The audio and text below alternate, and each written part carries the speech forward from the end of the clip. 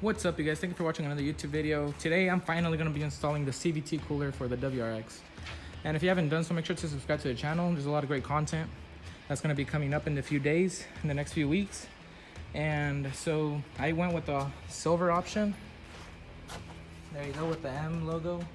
And I contacted MISHIMOTO to see if I placed it like that, facing with the M logo outward, away from the car, if it was still going to function properly how it has to be, because they say to install it like right there, and I want to install it like lower.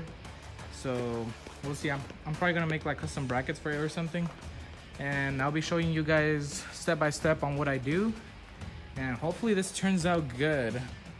But we'll see. But yeah, we're over here con el compa Blake's house. I don't know if you guys remember that car over there. That thing got long tube headers. That thing is insane, tuned and everything. And this is brothers, and shout out to him for helping me with this little project over here. And we're gonna get to it. I just took off the bumper right now, and then I might have to take off that since I'm gonna like try to make a custom bracket or something. So we'll see how it turns out, guys. All right, guys, so we took, what's that called? Bumper support. Bumper support, or whatever you want to call this piece that goes in the front. We took that off. It has 8 bolts in total. So we're gonna take off these, and then these 2 on the bottom. They're gonna be that. And then same on this side. These 2 and then these 2. Now we're just gonna figure out how we're gonna mount the CVT cooler. Okay guys, so what you're gonna wanna do next is loosen the hose clamps to take off the intercooler. So there's gonna be one right here. Let's see. So this one, and then you go over here, and then this one right here. I already loosened them up. So okay, so after you take those clamps and loosen them up, you're gonna want to take this bolt off. I think it's a 12mm with a ratchet, and then these 2, and I think also this one right here. Okay guys, so yeah, we're gonna have to take these ones out. They're 12mm, and then this one too. And then I'm gonna have to cut this because this is the fuse for my amp. And then you're gonna want to take that one off too. Everything's a 12mm. Thanks for the help, man. No. Okay guys, so you just have to wiggle it out. It comes out easily. And then you have to take, there's gonna be this one attached to this, and you just pop it off that. I'm just gonna leave it like that too because I have the zip tie. So now you just have to take it off. Let's see. Boom. Step 1 in the front mount. Like this is the intercooler. Yeah. All right, guys. So now looking at the hoses, you're gonna have to take off this one, and then you could see this one curl back into this piece over here. Here, let me see. You're gonna have to take off this. So you're basically gonna take off this whole hose right here that curls back into right here. Let's see if I could get you a better angle.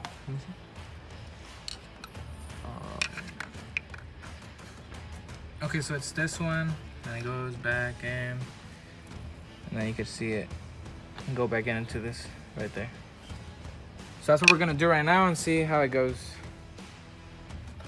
All right, guys, so we couldn't get this out by just pinching the clamp, so we have to like slice the tubing.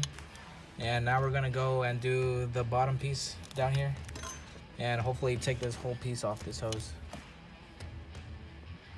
Okay guys, and for the reason for us cutting the tubing is because we didn't want to break these things. So we cut up this other one too, the one that goes to the bottom here. You see it's the same one. So that's the one you're gonna have to take off, and then it should take off. Just be careful because it might leak CVT fluid. And yeah. Okay guys, so we took it out. That's how this piece, so it's a small little curve. And then over here you can see the new one that comes with the kit. And then now you're just gonna have to clamp it down with these that come with the box too. And now we'll see what's next. Okay guys, so we connected the hose, the new one. So there's the new clamp. And then we just ran it through there, through the headlight down here. Like that, and then we're just gonna connect it to the cooler. And now we're gonna run the second hose right there, and then we're just gonna put the clamp as well. Okay guys, so like I said, I'm gonna do a custom one. So right now, I think we're just gonna put the ones that come with the box, the bolts, and then we're gonna put it on the bottom. And because there's a plastic, and then we're just gonna go through the plastic on top of it. And I might do something with this metal and attach it to here, just for it to be more secure. But yeah, that's how it's gonna look. Hopefully the bumper fits. We'll try it out after we install it, or at least after we secure it down. And yeah. Okay guys, so we're putting the bolts in. We have one down. We'll put the one, and then we're putting the nuts on the bottom. I don't know if you can see there. It's somewhere in there. Tightening them down. What is it? A 10 millimeter? Yes, 10 millimeter. 10 millimeters. Okay guys, so we got all the 4 bolts down that are gonna go into the plastic. And I'll show you guys how we did it. We have to cut a little bit of the plastic on the bottom because there's a bunch of squares down here. You see? Oh, let's see where they're at. Okay, you can see them right there. I have to cut like the squares out so I could put the nuts in. And then same with the other side. There's 2. And it's pretty much sturdy. Look at this. Doesn't even move at all.